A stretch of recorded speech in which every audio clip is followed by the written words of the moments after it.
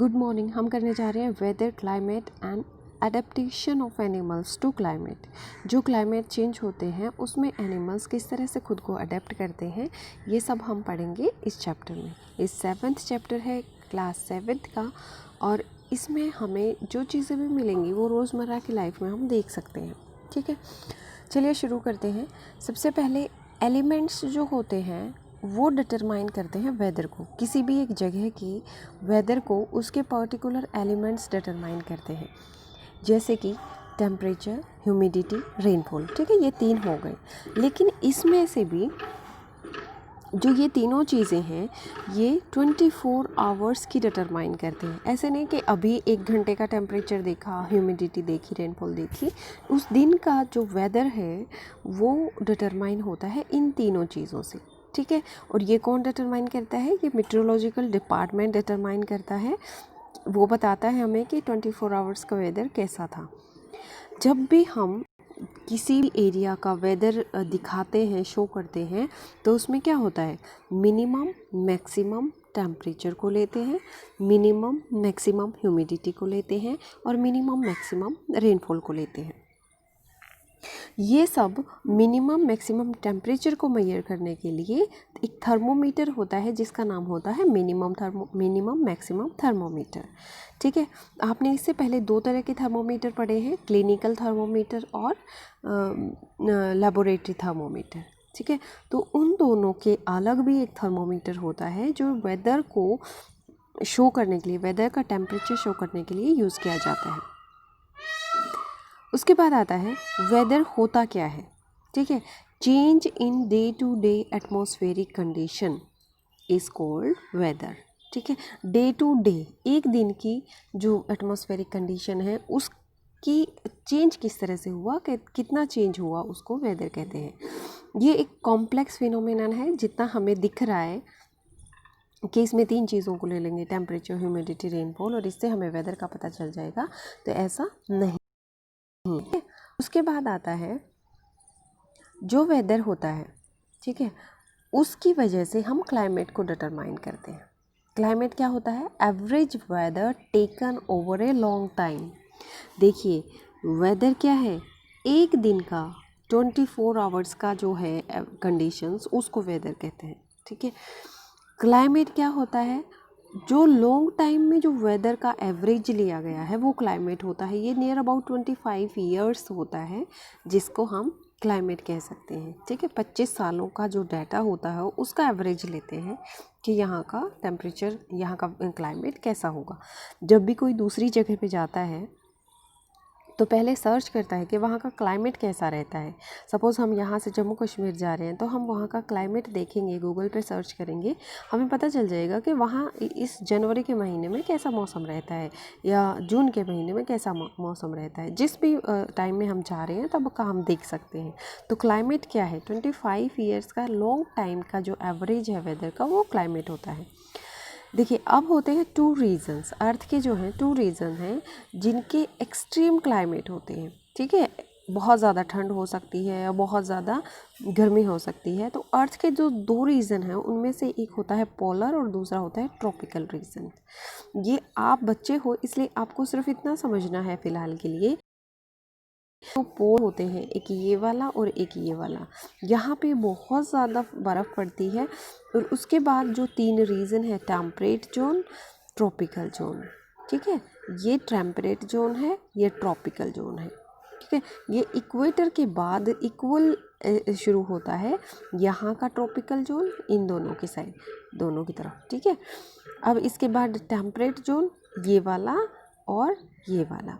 फिर जो ये कोने हैं दोनों, ये पोलर रीजन है, यहाँ पे पोल्स हैं, बहुत ज़्यादा बर्फ़ गिरती है। उसके बाद आता है J&K। मैंने ये इसलिए बताया है कि जम्मू कश्मीर में जैसे मॉडरेटली हॉट है टेम्परेचर, ठीक है, और वेट रहता है क्योंकि वहाँ पे नमी है, बर्फ़ की वजह से है या फिर बारिश की वजह से है। राजस्थान में कैसा कहेंगे हम? बारिश कम होती है तो गर्मी तो है ही, लेकिन ड्राई भी है। ठीक है, वहाँ पे वेट नहीं है, वहाँ पे मॉइस्चर नहीं है, ड्राई है। ठीक है, क्लाइमेट किस किस से अफेक्टेड रहता है? क्लाइमेट को अफेक्ट कौन करता है? एक एल्टीट्यूड, एक रेनफॉल कितनी हो रही है उस एरिया में, और हीट रिसीव कितनी कर रहा है वो जगह। ठीक है, जैसे हमारे राजस्थान में क्या होता है, कम पेड़ होते हैं तो डायरेक्ट सन रेज वहाँ पे गिरती है। ठीक है, तो उसकी वजह से भी क्लाइमेट पे बहुत ज़्यादा असर होता है कि कोई चीज़ कितनी रिसीव हो रही है अर्थ के द्वारा।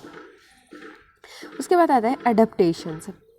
एनिमल्स क्या हैं, अडेप्टेशंस क्या शो करते हैं? पोलर रीजन के लिए, रीजन आपको पता चल गया जहाँ पे बहुत ज़्यादा बर्फ़ गिरती है, ये 2 पोल हैं, नॉर्थ पोल साउथ पोल। उसके बाद क्या होता है, हम एग्जांपल ले सकते हैं पोलर बियर का, ताकि हमें आसानी से पता चल जाए, और भी एनिमल्स में हम इनको देख सकते हैं। जो पोलर बियर होता है, इनकी स्किन थिक होती है। ठीक है, थिक क्यों होती है? क्योंकि उनके नीचे एक फ़ैट की लेयर होती है, उस स्किन के नीचे एक फ़ैट की लेयर होती है जो इन एनिमल्स को गर्म रखती है ठंडे एनवायरनमेंट में। इनके हेयर वाइट होते हैं, ठीक है, ताकि ये प्रे को आसानी से कैप्चर कर सकें और प्रीडेटर से खुद को बचा भी सकते हैं। जो वाइट हेयर होते हैं वो 2 लेयर्स में होते हैं।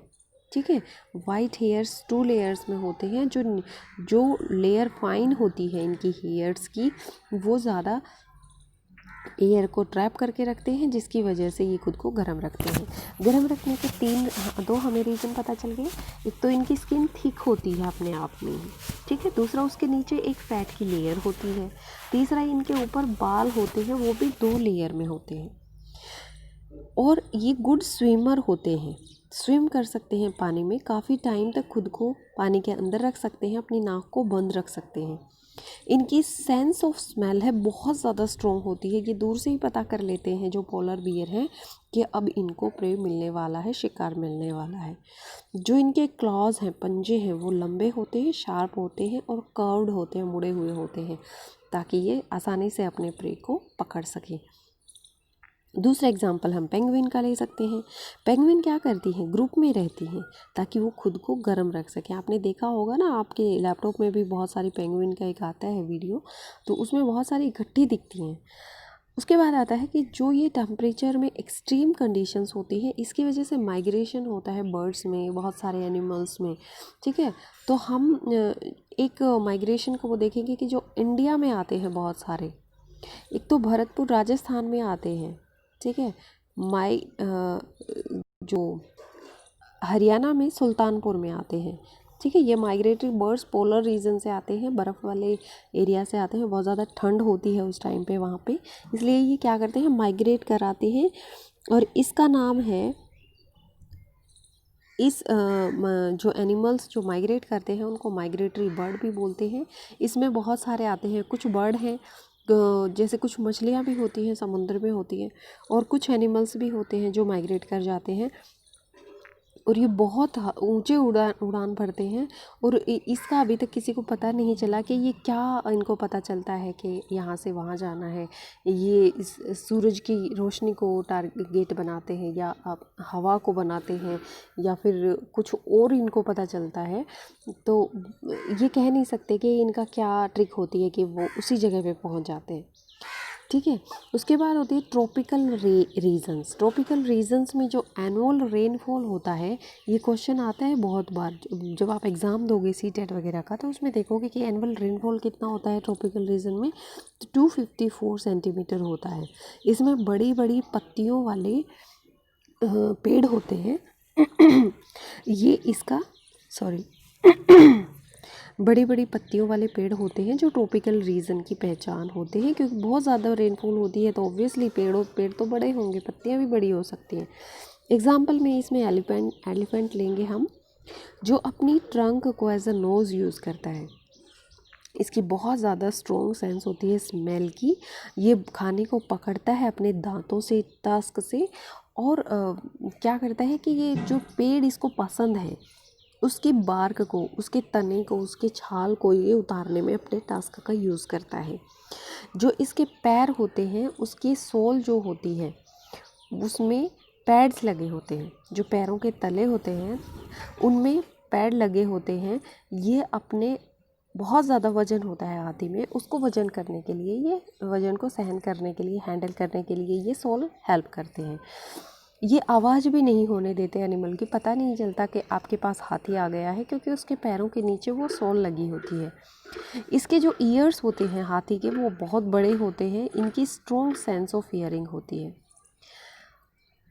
फिर जो ट्रॉपिकल रेन फॉरेस्ट है उसकी कंडीशंस क्या क्या है, उसमें हम एक तो हमें पता चल गया रेन फॉरेस्ट कितना होता है, ठीक है। उसके बाद जो रेन फॉरेस्ट है ये हॉट और ह्यूमिड होते हैं, यहाँ पे लगातार बारिश होती रहती है। इंडिया में जैसे वेस्टर्न घाट है, ये ट्रॉपिकल रेन फॉरेस्ट का एग्जाम्पल है, और भी बहुत सारे एग्जाम्पल हैं। और इसमें जो स्पीसीज़ मिलती हैं, लेपर्ड मिलता है, एप्स मिलते हैं, गोरिल्ला मिलते हैं, ये एनिमल हैं जो ट्रॉपिकल रेन फॉरेस्ट में पाए जाते हैं। एक होता है कॉमोफ्लेज। कॉमोफ्लेज क्या होता है, इसका दूसरा नाम क्रिप्टिक कलरेशन भी होता है। कॉमोफ्लेज में अगर आपको मिल जाए क्रिप्टिक कलरेशन, ये 7th क्लास के अकॉर्डिंग तो नहीं है क्रिप्टिक कलरेशन, लेकिन आप हायर एग्ज़ाम्स में देख सकते हो जब आप किसी और कम्पिटिटिव एग्ज़ाम की तैयारी करोगे कि क्रिप्टिक कलरेशन जो है कॉमोफ्लेज को बोलते हैं।